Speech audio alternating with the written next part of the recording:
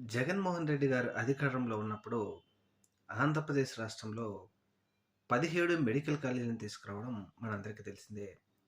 ఈ 17 మెడికల్ కాలేజీల్లో 10 medical కాలేజీలని private పరం చేయడం కోసం ప్రస్తుత తెలుగుదేశం పార్టీ తీసుకొచ్చిన జీవోను నిరసిస్తూ విజయవాడలో ధర్నా చౌక్ వద్ద ఈరోజు ప్రతిపక్ష పార్టీ అయినటువంటి వైఎస్ఆర్ కాంగ్రెస్‌తో పాటు రాష్ట్రంలోని అన్ని పార్టీలు ఈరోజు ధర్నా చౌక్ వద్ద నిరసన వ్యక్తం చేశాయి. ముఖ్యంగా జై భీమ్‌రావ్ పార్టీ, ఆమ్ ఆద్మీ పార్టీ లాంటి పార్టీలన్నీ చిన్నా చితకా పార్టీలన్నీ కలిసి వైఎస్ఆర్ కాంగ్రెస్ పార్టీతో కలిసి కదం తొక్కాయి.